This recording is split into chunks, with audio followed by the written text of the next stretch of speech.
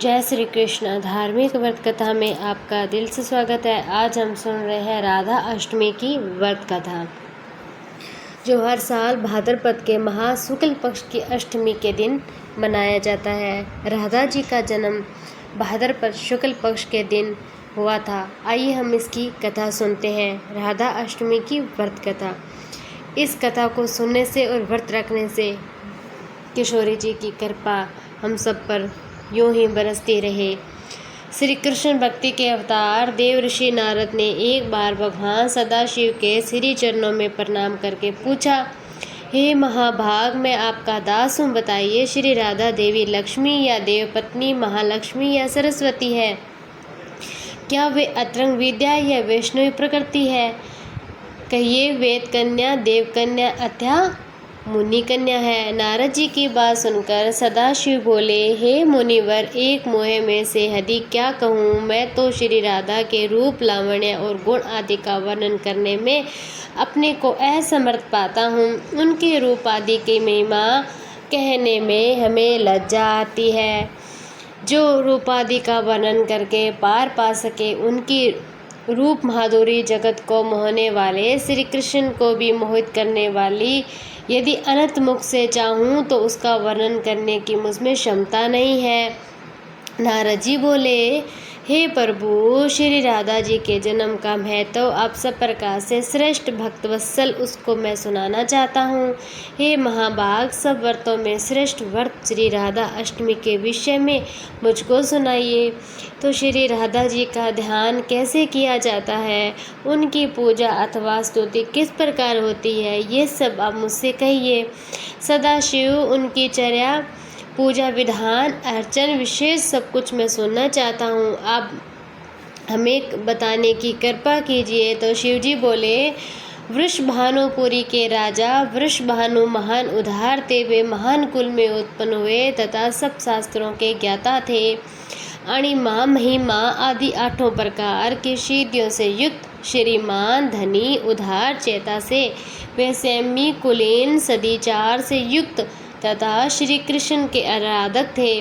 उनकी भार्या श्रीमती श्री कृतिका, वे रूप यौवन से संपन्न थी और महान राजकुल में उत्पन्न हुई थी। महालक्ष्मी के समान भव्य रूप वाली और परम सुंदरी थी।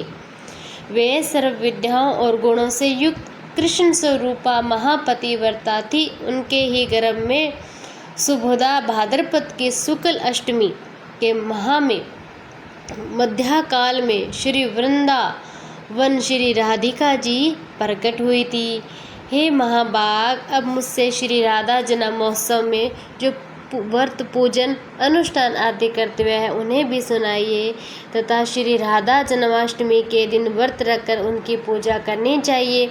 श्री राधा अष्टमी के मंदिर में ध्वजा, पुष्पमाल्या, वस्त्र, पताका, तोरण आदि नाना प्रकार के मंगल द्रव्यों से यथाविधि पूजा करनी चाहिए।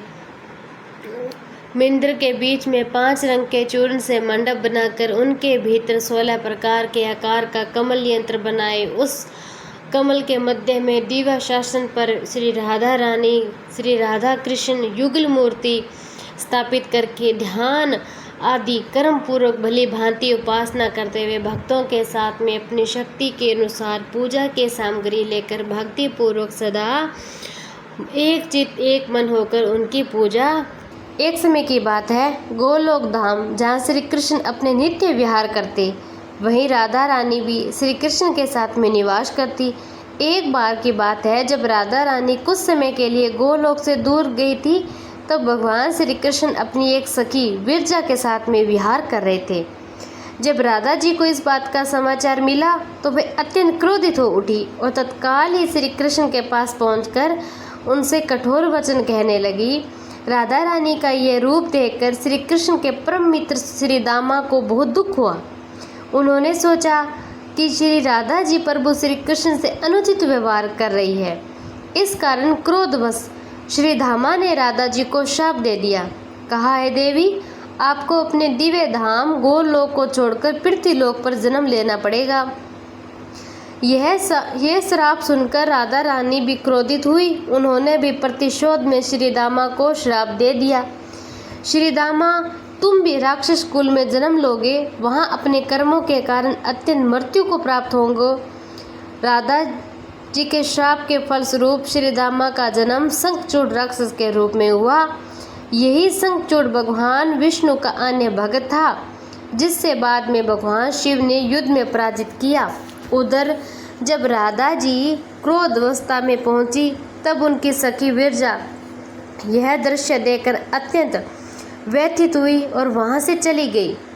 वे जाकर नदी स्वरूप में परिवर्तित हो गई। अब श्रीधामा और राधा जी के बीच शाम सापी। इस लीला के बाद भगवान श्री कृष्ण ने राधा को समझाते हुए कहा कि प्रिय, अब आपको पृथ्वीलोक पर जन्म लेना होगा। वहाँ आप वृषभानु जी और उनकी पत्नी कृति देवी की पुत्री के रूप में प्रकट होगी।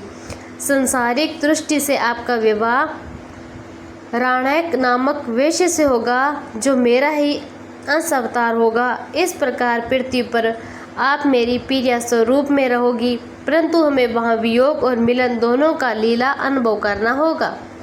भगवान श्री कृष्ण के वचनों के बाद में योग माया ने कृति देवी के गर्भ में प्रवेश किया। जब कृति देवी प्रसव पीड़ा से गुजर रही थी, तब योग माया ने वायु के रूप में वहां प्रवेश किया। उसी क्षण राधा रानी कन्या स्वरूप में प्रकट हुई। इस प्रकार देवी राधा का दिव्य अवतार पृथ्वी पर हुआ। वे वृषभानु की लाडली पुत्री के रूप में बरसाना धाम में पली बढ़ी। बोलो राधा रानी की जय हो।